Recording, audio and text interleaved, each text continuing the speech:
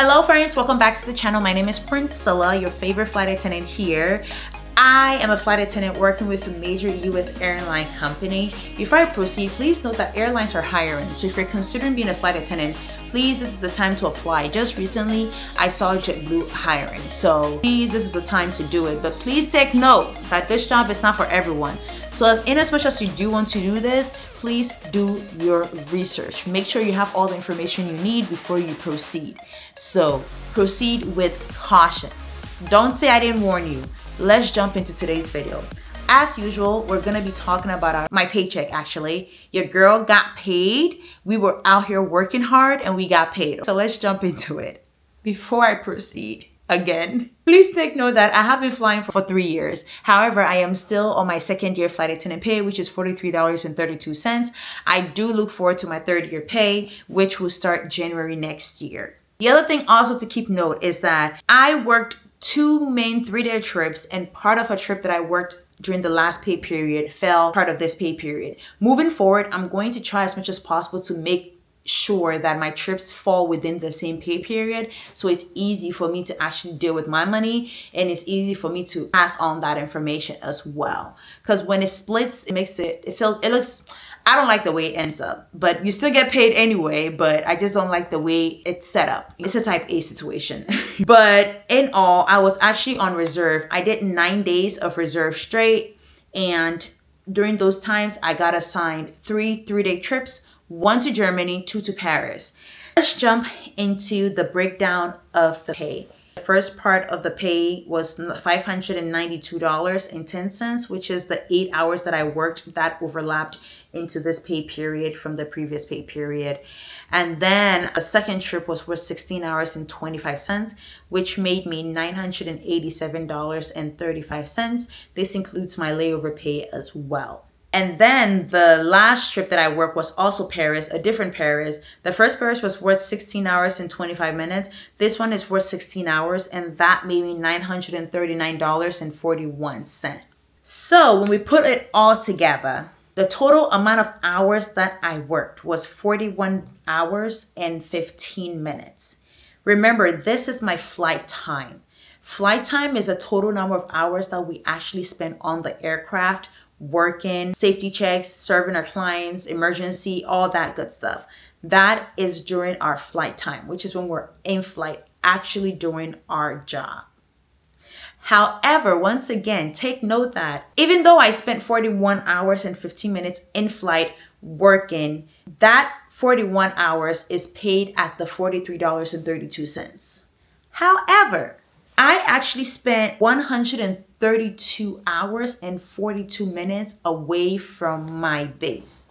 If I live a base, that would be away from my home. That time away from base or my home, layover pay, including all other things, is paid at a rate of $3.30. I'm emphasizing this point to let you know that although I spent over 132 hours away from my base, on duty, having to be responsible and readily available to be used or whatever, I spent over 132 hours on duty. Yet I was paid at my flight attendant hourly pay rate of $43.32 for only 41 hours. So when people complain that we don't get paid well or our pay is, this is one of the reasons why. Although you have to be reasonably available and on duty for 130 something hours, your hourly pay rate, which is glamorized out there, of the $43 to $50 an hour, the $80 an hour, the $70 an hour, the $60 an hour, it's not paid for the entire 132. That 132 is at a different rate, which is $3.30, or in this case, $3.80 because it's international. So keep that in mind, guys. If you're trying to become a flight attendant, when you hear that my hourly pay is $43 or $50, don't be too excited yet, because the amount of time that you are going to spend away working, not all that time will be paid at that rate. There are several parts to our pay, but I just wanted to put that out there so you guys get a better understanding. So in all, the flight time hours that I actually spent was 41 hours and 15 minutes, and that is paid at the pay rate, my flight attendant hourly pay rate of $43.32. That gave me a total of $1,786.95. Then because I did an international trip, we do get international pay, and all my trips were international. So the international additional pay is paid at a rate of $2.05. So what that means is that when you work an international trip, you get an additional pay on top of your normal pay. And that additional pay is $2.05 per hour. If you do domestic, you don't get anything. It's just your regular pay, the everything else, but the additional premium pay for international.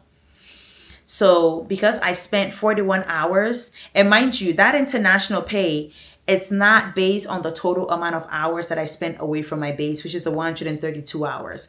It's only based on the amount of time that I spent in flight, which is going to be the 41 hours and 15 minutes. Also paid at $2.05, which puts my international pay at $84.56. Then there was holding pay. In between working, there were some delays here and there. Holding pay covers the time we spend with passengers on the aircraft when the doors close and we're still waiting on a tarmac or having a super long taxi or whatever. So that is holding pay. And that is paid at an hourly rate of $15. But my holding pay hours were 2 hours and 24 minutes, which put my total holding pay at $36.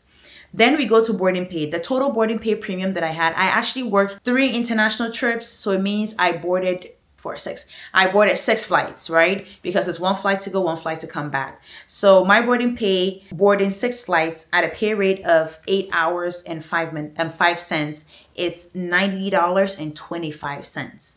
I worked galley at some point during this international trip. I think one of the Parises that I did.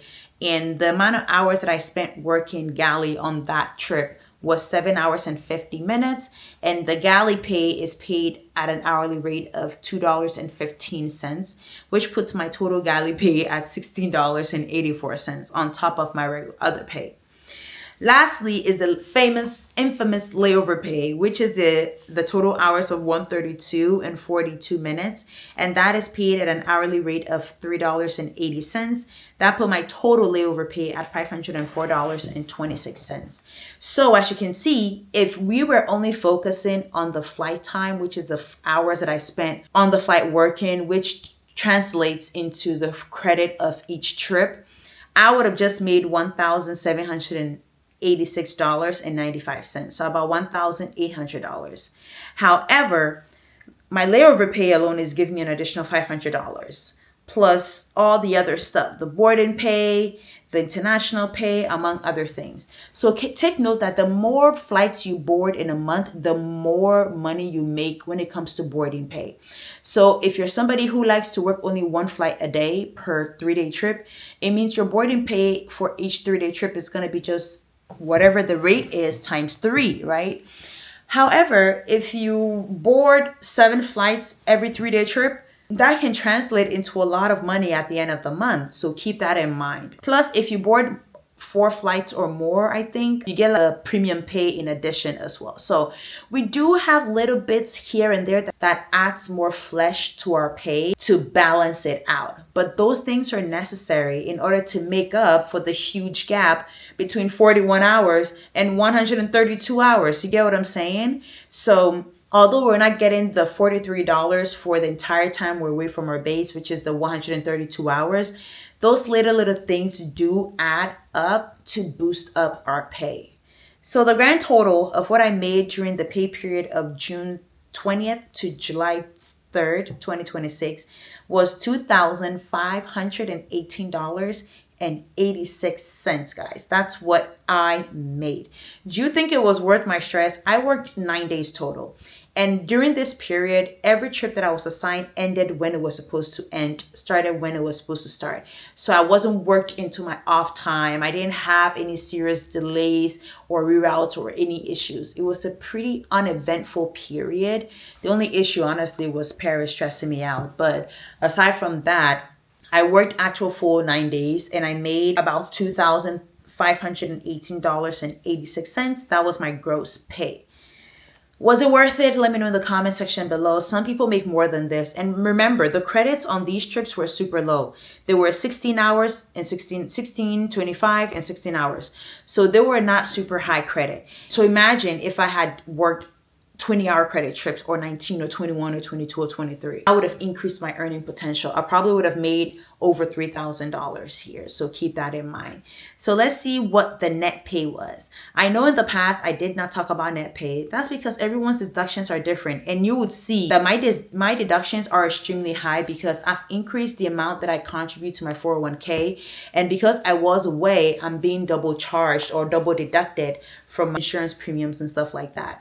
So you would see how impactful taxes and deductions are on our taxes in the United States. So if you live in a country or you work in a country where it's tax-free, please thank your God, because we are paying taxes here like crazy and it is not easy, okay? So although I grossed at $2,518.86, let's check out my net pay. So my net pay was actually $1,834.58, guys. Oh my goodness. I grossed $2,518.86 and I took home $1,834.58. That is insane, guys. These taxes and deductions show no mercy, guys. This shows no mercy. What am I paying for with all these deductions? I need to go review this because this is insane. Which means if I want to net $2,000 every 2 weeks or $3,000 every 2 weeks, I practically have to make about $3,500 every week, if not $4,000 every 2 weeks. That's crazy, guys. Wow. Whoa. So my taxes and deductions alone, almost $700. That is insane. That is crazy. That is crazy. But it is. Let me know your thoughts are in the comment section below. Thank you all for watching another paycheck reveals video. Keep an eye out for my August schedule reaction videos, and I will see you all in the next one. Bye-bye.